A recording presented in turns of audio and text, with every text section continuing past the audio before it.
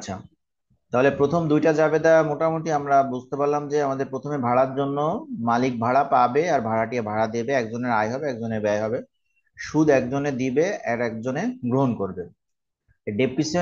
ডেপ্রিসিয়েশনের বিষয়টা আমাদের অপারেটিং লিজে, আমাদের ক্যাপিটাল লিজ এবং অপারেটিং লিজের যে পার্থক্যটা আছে, এখানে একটু ডেপ্রিসিয়েশনে একটা পার্থক্য আছে। সেটা হচ্ছে আমরা ক্যাপিটাল লিজের ক্ষেত্রে দেখবা, যখন আমরা ডেপ্রিসিয়েশনের নিয়ম বলছিলাম তখন কিন্তু লেজারের ঘরে নো এন্ট্রি ছিল এবং লিজির ঘরে জাবেদাটা ছিল, তাই না?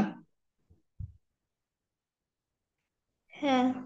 কিন্তু এইখানে কিন্তু তার উল্টাটা, ডেপ্রিসিয়েশন হলে যদি আমাদের অপারেটিং লিজ হয় তাহলে ডেপ্রিসিয়েশন বহন করবে হচ্ছে লেজার, আর লিজির কোনো ডেপ্রিসিয়েশন নাই। কেন নাই এটা আমি একটু বুঝাই দিই। দেখো আমাদের অপারেটিং লিজের সূত্র ছিল, মানে সূত্র কি, মানে আমরা কাকে বলে বুঝতে বুঝেছিলাম কি, যে কোনো একটা সম্পত্তির মোট আয়ুষ্কালের 75%-এর কম সময়ের জন্য ভাড়া প্রদান করলে সেটাকে বলা হয় কি, অপারেটিং লিজ বলে না, এরকম বলছিলাম না? হ্যাঁ। তাহলে বিষয়টা হচ্ছে যে ক্যাপিটাল লিজে লিজির কাছে সম্পদটা বেশি সময় থাকে, ক্যাপিটাল লিজে লিজির কাছে সম্পদটা বেশি সময় থাকে, তাই অবচয়টা সে বহন করে। আর অপারেটিং লিজের ক্ষেত্রে সম্পদটা মালিকের কাছে বেশি সময় থাকে, এই কারণে অবচয়ের পরিমাণটা মালিক বহন করে। কথা বুঝছেন নাকি বোঝেননি? হ্যাঁ, বুঝতে পারছি। এই জন্য ডেপ্রিসিয়েশনটা লেজারের বইতে হবে, লিজির বইতে কোনো ডেপ্রিসিয়েশন হবে না। প্রথম বছরে তিনটা, পরের বছরও তিনটা। First year rent with interest, cash debit, rent revenue credit, interest receivable credit. ওখানে rent expense debit, interest payable debit আর ক্যাশ ক্রেডিট। আবার সুদের জাবেদা, আবার ডেপ্রিসিয়েশন, অ্যাজ ইউজুয়াল। তবে আমাদের অপারেটিং লিজের ক্ষেত্রে একটা কথা মনে রাখতে হবে, সেটা হচ্ছে আহ এখানে যে জাবেদাগুলো মূলত বলছি সব জাবেদা হতেও পারে নাও হতে পারে। ওইখানে যেমন বলছিলাম ফিক্সড হবেই, তবে এখানে যে নিয়মগুলো লেখাইছি এর ভিতরে এই জাবেদাগুলো হতেও পারে নাও হতে পারে, হলে এইগুলো হবে, না হলে এর ভিতর থেকেই দু একটা বাদ যাবে। কেমন? যেমন হতে পারে যে আমি ভাড়া দিছি কিন্তু কোনো সুদের হার উল্লেখ নাই, ভাড়া দিছি কিন্তু সুদের হার উল্লেখ নাই, সেক্ষেত্রে জাবেদা সুদের ঘরে জাবেদা হবে না। অর্থাৎ সুদের হার যদি উল্লেখ না থাকে তাহলে সেক্ষেত্রে আমরা সুদ দিতে পারবো না। এই একটা বিষয়। এমন হতে পারে যে আমাদের স্ট্রেট লাইন মেথডে অবস্থায় নির্ণয় করতে হবে, অঙ্কে আমাদের আহ বলে দিছে বা যে অবস্থায় নির্ণয় করার দরকার নেই, বা শুধু আমাকে রিকোয়ার্ড বি অঙ্ক হতে পারে, তথ্য দিয়ে তোমাকে শুধু বলতে পারে যে জাবেদা করো prepare the journal entries for rent expense, লিজির বইতে শুধু ভাড়া ব্যয়ের জন্য জাবেদা দেখাও, তাহলে সেই জাবেদাটা দিব। মানে আমাকে স্পেসিফিক ভাবে কোনো কিছু বলে দিলে সেটা জাবেদা দিব, সুদের হার দেওয়া না থাকলে সুদের জাবেদা আসবে না। এই হচ্ছে বিষয়, মানে এখানে এই যে কথাগুলো বলেছি আমার দেখতে হবে যে আমি যা নিয়মে বলতেছি যে ভাই বলছে এই বিষয়গুলো নিয়ে জাবেদা আসবে, আর তার মধ্যে যে বিষয়গুলো আমার অঙ্কের মধ্যে ইনক্লুড থাকবে সেইগুলো আমরা জাবেদা দিব, না হলে জাবেদা আসবে না। অপারেটিং লিজের ক্ষেত্রে আমাদের এই বিষয়টুকু গুলো বিবেচনা করতে হবে যে কিসের মান আছে আর কিসের মান নাই। হতে পারে এর বাইরেও জাবেদা আসতে পারে, সেটা হচ্ছে আমাদের যেমন তোমার হচ্ছে ক্যাপিটাল লিজের ক্ষেত্রে আমি তোমাদের যখন নিয়ম শিখাইছিলাম আমি কিন্তু কোনো ব্যয়ের জাবেদা শিখাইছিলাম না। আমরা কিন্তু ভিতরে ভাড়ার সাথে ইন্স্যুরেন্স এক্সপেন্স বাবদ, প্রপার্টি ট্যাক্স বাবদ, এক্সিকিউটরি কস্ট বাবদে জাবেদা দিছিলাম, দিছিলাম না? হ্যাঁ, দিয়েছিলাম। কিন্তু ওটা কি কোনো নিয়মে ছিল? ওটা কি কিন্তু আমি যেমন শখের মধ্যে কোথাও লেখাই দিছিলাম? না। ওটা কিন্তু কোথাও কোনো শখে লেখাই দিছিলাম না। সেই বিষয়গুলো অর্থাৎ পড়ে পড়ে আমি যদি বুঝি যে কোনো ব্যয় পরিশোধ হচ্ছে তাহলে ব্যয় জাবেদা হবে। এমন হতে পারে কোনো সম্পদ আগে ক্রয় করছি, সম্পদ ক্রয় করে তারপর লিজ দিছি। এরকম হতে পারে যে মালিক আগে একটা সম্পদ কিনেছে, কিনে তারপরে লিজের কাছে লিজ দিচ্ছে। এবার মালিকের বইতে যদি জাবেদা দিতে বলে তাহলে সম্পদ ক্রয়টা আগে দিতে হবে, তারপর আস্তে আস্তে সিরিয়াল অনুযায়ী হবে। এই কয়েকটা বিষয় এগুলো আমাদের আসলে মাথায় রাখতে হবে যে কি অবস্থায় কি দেখি কখন কোন পজিশনে জার্নাল আসবে। তো দেখেন চলে যাচ্ছে একটা অঙ্কে আমরা।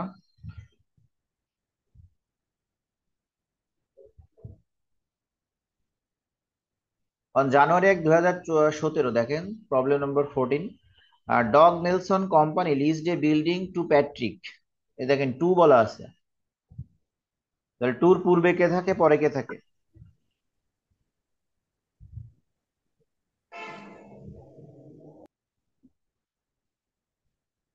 এই টুর পূর্বে লেজার থাকে না? আমাদের যে নিয়ম লেখা ছিল সেই নিয়মে টু এর পূর্বে কে থাকে আর পরে কে থাকে? টু এর পূর্বে থাকে লেজার আর পরে থাকে লিজি। তাহলে এখানে ডগ নেলসন কোম্পানি হচ্ছে আমাদের কাছে লেজার, আর প্যাট্রিক হচ্ছে লিজি এখানে। The relative relevant information are as follows. এক নম্বর বলছে the lease agreement is for 10 years, 10 বছরের জন্য লিজের চুক্তি করা হয়েছে। দ্য লিজ বিল্ডিং কস্ট টাকা 45 lakh and was purchase on January 1, 2017। একটা লিজ বিল্ডিং দেওয়া হয়েছে, কিন্তু যে বিল্ডিংটাকে ক্রয় করা হয়েছিল 45 টাকা দিয়ে 45 লাখ টাকা দিয়ে 2017 সালে জানুয়ারি 1 তারিখে। 3 নম্বর আছে the building is depreciated on straight line basis, it's estimated economic life of 50 ইয়ার। বিল্ডিংটা আমাদের হচ্ছে তোমার দেওয়া হয়েছে কয় বছরের জন্য? 50 বছরের জন্য। 50 বছরের জন্য। আচ্ছা, এবং এটার আয়ুষ্কাল হচ্ছে, সরি, স্ট্রেট লাইন মেথডে অবস্থান নির্ণয় করতে হবে, এবং এটার আয়ুষ্কাল হচ্ছে 50 বছর।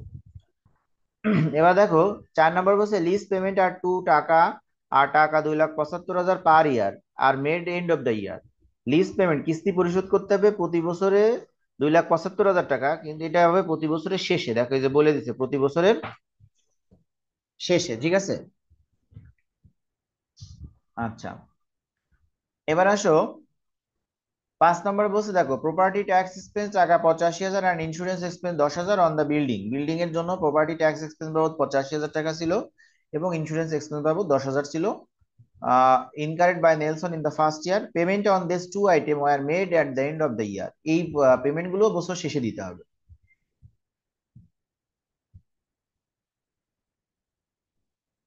এবার দেখো 6 তারিখে both the lessor and lessee on the calendar year. যাই হোক, এদের হিসাবটা ক্যালেন্ডারে আর্থিক বছরে যেভাবে আছে ওইভাবে হিসাব করা হয়। এই হচ্ছে আমাদের তথ্যগুলো দিছে দেওয়া। দেখো প্রথমে বলছে prepare the journal entries that Nelson company should make in 2017। জাবেদা দেখাও নেলসন কোম্পানি 17 সালে যা যে জাবেদাগুলো দিতে পারে বা তৈরি করতে পারে। আর 2 নম্বরে বলছে ওয়াইজ কোম্পানির জন্য।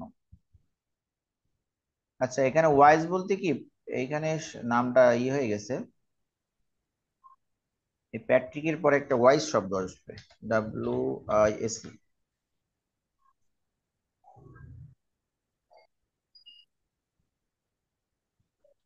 আচ্ছা, প্যাট্রিক ওয়াইজ, আর এখানে ওয়াইজ তাই বলা হয়েছে ওয়াইজ কোম্পানি, ঠিক আছে।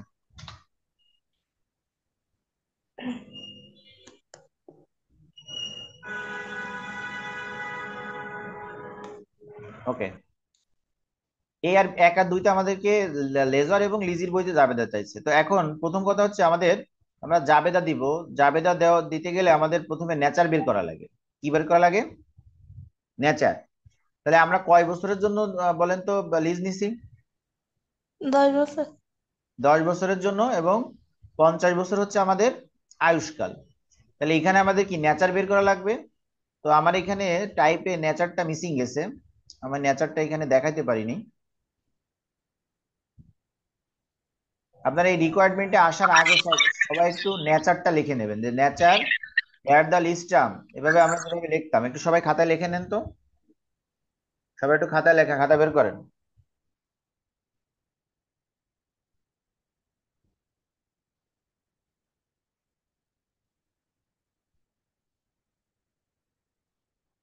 খাতা বের করছেন? হ্যাঁ ভাইয়া করছি। দিয়ে লেখেন here the lessor term, here the lessee term আমরা যেভাবে লিখতাম, হেয়ার দ্য লিস্ট টার্ম 10/50, 50, অর্থাৎ 10/50 × 100। দেখেন 75%-এর নিচে হচ্ছে, তাহলে এটাকে অবশ্যই অপারেটিং লিজ। একটু একটু লিখে রাখেন, লেখেন আগের বা আগের যে নেচার বের করতেন ঠিক সেইভাবে। আগে তো ছিল হচ্ছে 75%-এর বেশি হতো, আর এটা অবশ্যই দেখেন 75%-এর কম। তাহলে লিখবেন so the lease term is capital operating lease, sorry.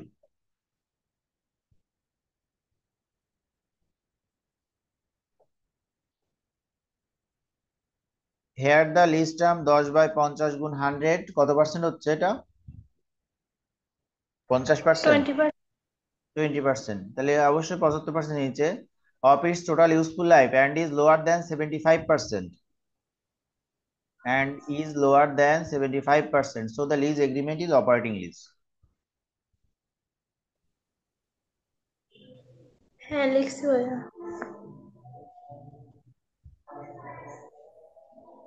এবার আসেন আমরা জাবেদা আসবো, আমাদের আর অন্যান্য সব মান এখানে দেওয়া আছে, আমাদের আর কিছু লাগবে না, এর মান দেওয়া আছে। তারপর বিল্ডিং এর কস্ট প্রাইস এখানে দেওয়া আছে, আমাদের অন্যান্য কিছু প্রয়োজন নাই, একবারে জাবেদায় যাব। এবার আসেন লেজারের বইতে প্রথমে জাবেদা চাইতে। দেখেন এখানে লেজারের বইতে অপারেটিং লিজে একটা কথা কিন্তু আমি বারে বারে বলতেছি, আমরা যেমন ক্যাপিটাল লিজে বেশি লিজির প্রাধান্য পাইছে, কারণ লিজির কাছে সম্পদটা বেশি সময় থাকতো, ঠিক একইভাবে অপারেটিং লিজে লেজারের প্রাধান্যটা বেশি পাবে, কারণ এখানে সম্পদটা লেজারের কাছে বেশি সময় থাকবে। ঠিক আছে, তাহলে লেজারের বইতে জাবেদা দিতে হবে। প্রথমে লেজারের বইতে আমরা কি জাবেদা দেবো, দেখেন এই ব্যক্তি প্রথমে সম্পদ ক্রয় করছে যে 2 নম্বরে, লিজ বিল্ডিং কস্ট টাকা 45 লাখ, ওয়াজ পারচেস ফর জানুয়ারি 1 2017, তাহলে সে ক্রয় করছে 45 টাকা টাকার একটা সম্পদ। তাহলে আমরা লেজারের বই, লেজার এখানে ক্রয় করছে, তাহলে লেজারের বইতে আমরা সম্পদ কি করব, ডেবিট করব। 2017 সালে জানুয়ারি 1 তারিখে building debit cash credit 45 lakh, ঠিক আছে, building debit cash credit 45 lakh. হ্যাঁ। তারপরে হচ্ছে দেখেন আমরা স্টেপ বাই স্টেপ আসতেছি। 4 নম্বরে এসে বলছে ভাড়া প্রদান করবে, লিজ পেমেন্ট আর টাকা 2,75,000 per year are made at the end of year, ভাড়া পরিশোধ করবে। তাহলে লিজি লেজারকে ভাড়া দেবে, তাহলে এখানে হচ্ছে মালিকের এটা আয় হবে, তাহলে ক্যাশ ডেবিট আর রেন্ট রেভিনিউ ক্রেডিট 2,75,000, ঠিক আছে, ক্যাশ ডেবিট আর রেন্ট রেভিনিউ ক্রেডিট 2,75,000। আচ্ছা, হ্যাঁ ভাইয়া। এরপর হচ্ছে 5 নম্বর, আমি কিন্তু সিরিয়াল বাই সিরিয়াল আগাচ্ছি। 5 নম্বরে ছিল দেখেন ট্যাক্স বাবদ টাকা প্রদান করছে, এগুলো সব কিন্তু বছরের শেষ তারিখে হবে।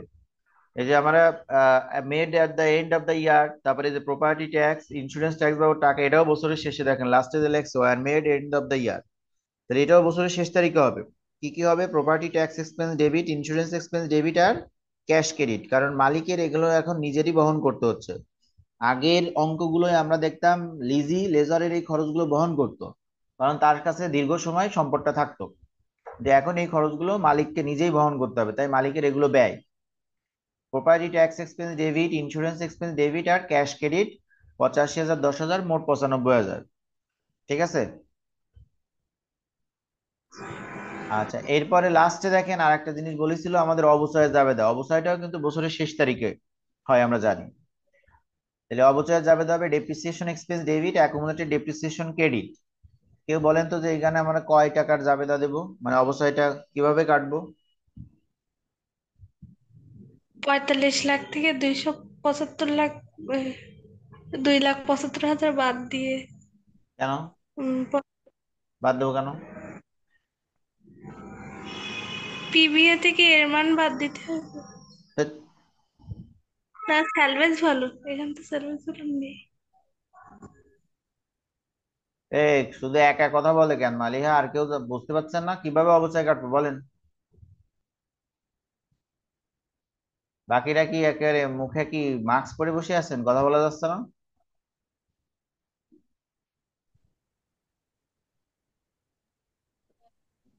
এখানে হচ্ছে 45,000 মাইনাস স্যালভেজ ভ্যালু ভাগ 50, স্যালভেজ ভ্যালু তো নেই।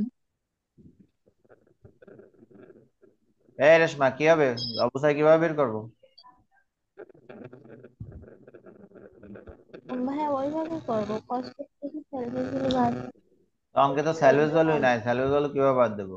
তাহলে এখানে কস্ট 45 লাখ, আর আমরা কি 50 দ্বারা ভাগ দেবো নাকি 10 দ্বারা ভাগ দেবো, এটা হচ্ছে আমার প্রশ্ন। 10 দ্বারা। না, জিরো। ভাইয়া 50 দ্বারা ভাগ দিতে হবে। অবশ্যই 50 দ্বারা ভাগ দিব এখানে, কারণ আমরা তো এখানে বলেছি যে আমাদের লিজ এগ্রিমেন্ট 10 বছর হইলো, আমরা এখন লেজারের বইতে আছি, লেজার তো সম্পূর্ণ সম্পদটা 50 বছরই ভোগ করবে, লেজারের বইতে আছি না আমরা। তাহলে লেজারের জন্য দেখেন সম্পূর্ণ আয়ুষ্কাল কত, 50 ছিল না?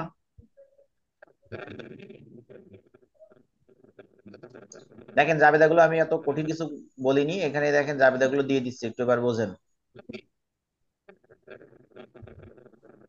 ভাই এটা ক্যাপিটাল লিজ হলে তো আমরা 10 দিয়ে ভাগ দিচ্ছি, তাই তো? না, ক্যাপিটাল লিজ হলে 10 দিয়ে ভাগ দিতাম না, কারণ ক্যাপিটাল লিজে তো লেজারের বইতে অবসরই জাবেদা হয় না। ক্যাপিটাল লিজে কি লেজারের বইতে অবস্থা, হ্যাঁ যখন যদি লিজির বই হইতো তখন আমরা অবশ্যই লিজ টাইম দ্বারা ভাগ দিতাম, কিন্তু ক্যাপিটাল লিজে তো লেজারের বইতে তখন জাবেদা হতোই না। ঠিক আছে। ঠিক আছে। আচ্ছা, এবার একটা জিনিস খেয়াল করেন, আমরা কিন্তু 1 জানুয়ারি সব ডিসেম্বর এগুলো সব বছর শেষে বলছে। আমি কিন্তু বলেছিলাম যে আমাদের সুদের জাবেদা কিন্তু সুদের পার্সেন্টেজ থাকলে হবে, না থাকলে হবে না। আমাদের অঙ্কের মধ্যে কোথাও কি সুদের জাবেদা মানে সুদের পার্সেন্টেজ উল্লেখ ছিল? না। না, কিন্তু এই জন্য কিন্তু কোথাও আমরা সুদের জাবেদাটা দেই নাই, interest receivable debit, interest revenue credit কোথাও দেই নাই আমরা।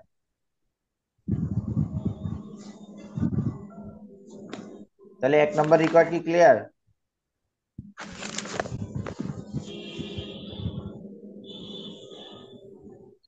সবাই কি 1 নম্বর রিকোয়ার্ড ক্লিয়ার? হ্যাঁ ভাই। হ্যাঁ ভাই। এবার আসেন 2 নম্বরে, দেখেন প্যাট্রিক কোম্পানির জন্য করতে বলছে, প্যাট্রিক ওয়াইজ যে কোম্পানি আছে, এখানে বলছে 17 সালে সে কি জাবেদা করবে। তা দেখেন তো এর মধ্যে যে তথ্যগুলো আছে লিজির জন্য কি জাবেদা দেওয়া আমাদের দেওয়া যায় আমাদের, আপনারা একটু হিসেব করেন তো। এখানে ম্যাক্সিমাম তথ্য সব লেজারের জন্য, লিজির জন্য কি জাবেদা দেওয়া যায় শুধু বলেন তো।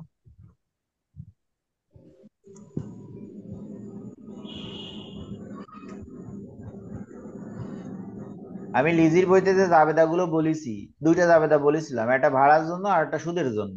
তো অঙ্কে তো সুদই নাই, তাহলে কি থাকলো? ভাড়া থাকলো না, কিস্তি পরিশোধ করবে না সে শুধু। আমরা তো এটা 17 সাল প্রথম বছর না, তাহলে 17 সাল প্রথম বছরে আমাদের লিজির বইতে 2টা জাবেদা ছিল তো মাত্র, একটা রেন্টের জন্য আর একটা সুদের জন্য, ডেপ্রিসিয়েশন তো ছিল না। তাহলে এখানে তো কোনো সুদের কাহিনীই নাই, তাহলে শুধু থাকে কি রেন্ট, ভাড়া দেবে না। এই যে লিজ, এই যে যে লেজার যে 2,75,000 টাকা ভাড়া পাচ্ছে, তাহলে এটা দিচ্ছে কে? দি- লিজি দিচ্ছে। তাহলে লিজির জন্য শুধুমাত্র কিন্তু একটা জাবেদা আসবে, ওই ভাড়াটা সে দেবে এই কারণে। তো এই হচ্ছে জাবেদা, দেখে শুধু একটাই জাবেদা।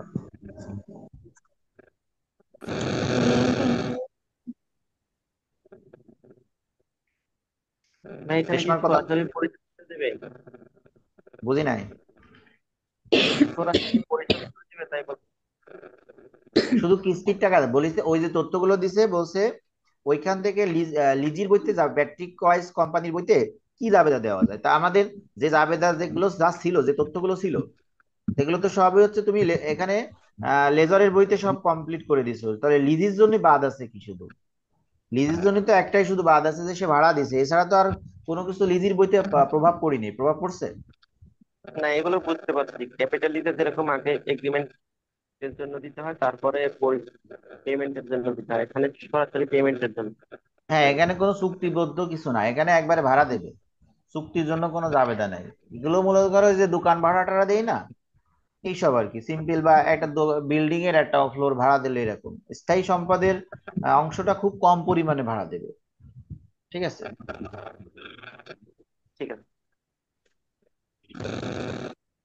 আচ্ছা, রিকোয়ার্ড 2 শেষ। এবার আসেন রিকোয়ার্ড 3 তে কি বলছে। রিকোয়ার্ড 3টা হচ্ছে জাস্ট একটা কমেন্টের বিষয়, একটু পড়ে বুঝতে হবে। বলছে if Nelson company paid 30,000 to a real estate broker on January 1, 2017। যদি নেলসন কোম্পানি 2017 সালের জানুয়ারি 1 তারিখে রিয়েল এস্টেট ব্রোকার কোম্পানিকে 30,000 টাকা প্রদান করে। রিয়েল এস্টেট ব্রোকার কোম্পানি কে বলেন তো? লেজার।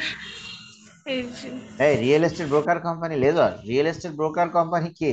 মধ্যস্থকারী একজন, ওই যে রিয়েল এস্টেট কোম্পানি থাকে না, মনে করো মালিক, যে মালিক সে বলছে যে আমি 2017 সালে আমি একটা সম্পদ ক্রয় করছি। যে মালিক সে বলছে 2017 সালে আমি একটা ক্রয় করছি। এবার সে তো এই ক্রয় করে রাখবে না, সে তো একটু ভাড়া দিয়ে তাহলে মালিয়ার এখান থেকে অনেক সাউন্ড আসতেছে। আচ্ছা, সে তো ভাড়া দেওয়ার চেষ্টা করবে। তাহলে এই যে নেলসন কোম্পানি ওই কোম্পানিরে বলে রাখছে, নেলসন যে ব্যক্তি আছে তাকে বলে রাখছে যে তোমাকে আমি 30,000 টাকা ভাড়া প্রদান করতেছি, কি বাবদ দেখে যে অ্যাজ এ ফি। একটু খেয়াল করো, as a fee for finding the lessee, লিজিকে খোঁজ করার জন্য। মানে মনে করো একজনে কি করবে, একজনে লিজ দেবে আর একজনে লিজ গ্রহণ করবে, কিন্তু দুইজন দুজনের কাউরে চেনে না। তাহলে আমরা বলি না যে ভাই আমার এই জমিটা বন্ধক রাখবো বা আমার এই বিষয়টা করব, তুমি একজন একটু দেখে দিও তো, এরকম আমরা মধ্যস্থকারী একজন রাখি না? আমাদের কোনো কিছু যারা দেখবা জমি জায়গা আছে, তুমি যদি বিক্রিও তুমি যদি বিক্রিও করতে চাও, তুমি যদি ক্রেতা না খুঁজে পাও, তাহলে কি একজন মধ্যস্থকারী রাখো না, যে আমি এটা বিক্রি করব, তুমি দেখো একটা লোক খুঁজে দাও, এরকম একটা বিষয়, ঠিক আছে? হ্যাঁ, দালাল। হ্যাঁ, দালাল, সহজে বলে দালাল আর কি, ঠিক আছে? আচ্ছা, তাহলে আমাদের এখানে মিলন কিছু বলবি? আমি কিন্তু রেকর্ড অল্প একটু বলেন। একটু স্টপ করেন, রেকর্ডিং এ আছি কিন্তু আমি। একটু স্টপ করেন।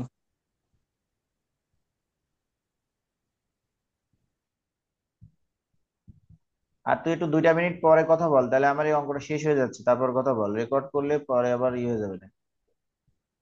আচ্ছা ঠিক আছে, সমস্যা নেই, আমি নোটিশ লিখে দিবানি, সমস্যা নেই সবাই। আমি লিখে দিলে নোটিশটা একটু দেখবেন গ্রুপে, হ্যাঁ? ঠিক আছে। আচ্ছা, যেটা বুঝাচ্ছিলাম, তাহলে নেলসন কোম্পানি একটা ফি দেবে।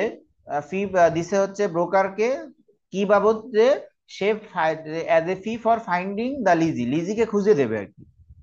বলছে how much should be reported as an expense for this item in 2016 by Nelson company.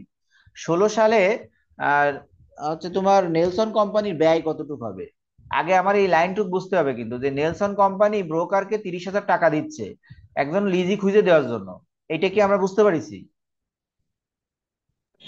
পারছি। পারছি।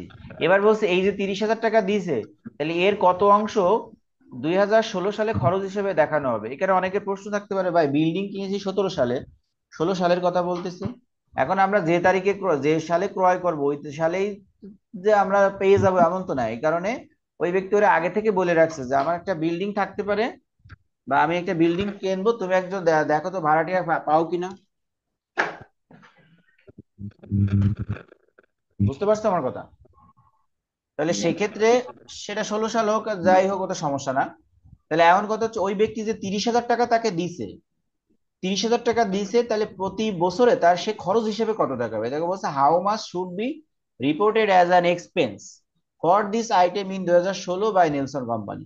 তাহলে নেলসন কোম্পানি কত টাকা সে ব্যয় হিসেবে দেখাবে 2016 সালের জন্য। তাহলে এটা কি একটা পিরিয়ড বা একটা সময়ের জন্য বা একটা সালের জন্য বলছে না?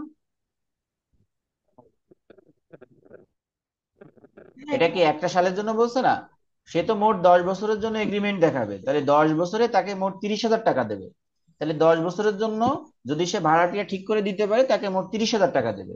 তাহলে ওই ব্যক্তি নেলসন কোম্পানি তার ইসের বাৎসরিক খরচ হিসেবে কয় টাকা দেখাবে? 3,000 টাকা দেখাবে না? যদি 10 বছরের জন্য 30,000 দেই, তাহলে এক বছরে কত টাকা দেবে? 3,000 টাকা তিন দেবে না? আমার কথাটা কি বুঝতে পারছো তোমরা?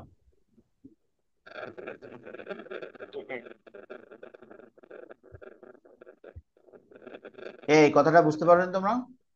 মোট 30,000 টাকা তাকে দিচ্ছে, এবং সে বলেছে একটা লিজি খুঁজে দাও। সে লিজিটা কত বছর মেয়াদ আমরা উপরে দেখছি, 10 বছর মেয়াদি। তাহলে 10 বছর মেয়াদি খুঁজে দিতে, তাই এখানে বলে মানে তার বইতে কত টাকা ব্যয় হিসেবে দেখাবে, নিলসন কোম্পানি তার বইতে কত টাকা মানে বাৎসরিক ব্যয় হিসেবে দেখাবে। তাহলে এক বছরের জন্য অবশ্যই 3,000 টাকা দেখাবে, এভাবে 10 বছরে 30,000 ফেলা পাবে না তার? হ্যাঁ, জি। হ্যাঁ, তাই দেখেন এই যে লেখা হয়েছে এই টাকা, জিপ নিলসন পেইড টাকা 30,000 two real estate broker on January 1, 2017। এটা 2017 হবে না, এটা 16 হবে, 2016। আচ্ছা, 16 অ্যাজ এ ফি। দেখেন 16 সালে যে সে পরিশোধ করে অ্যাজ এ ফি, কি বাবদ? ফি বাবদ। হি শুড রিপোর্টেড টাকা, সে রিপোর্ট করবে টাকা 30,000 ভাগ 10, 3,000 as expense in each year. প্রতি বছরের জন্য সে 3,000 টাকা তার ব্যয় হিসেবে দেখাবে। লেখার মানেটা কি আমরা বুঝতে পারছি? একটু খেয়াল করি। তাই 16 বছর হলে কি 11 বছর হয়ে যাবে? বুঝি নাই। লিজ দিচ্ছে 17 বছর, 17 সালে। না, 17 সালে দেখায় লিজ দিলেও কিন্তু তোমার সে ব্যয়টা নির্ধারণ করছে 16 সালে, সে কত দেখাবে তাই বলছে। 16 সাল থেকে সে কাজ শুরু করছে হয়তো। সালেই দিতে হবে। হুম হুম। রিকোয়ারমেন্টে তো 17 সালই দেওয়া। 17 রিকোয়ারমেন্ট সালের রিকোয়ারমেন্ট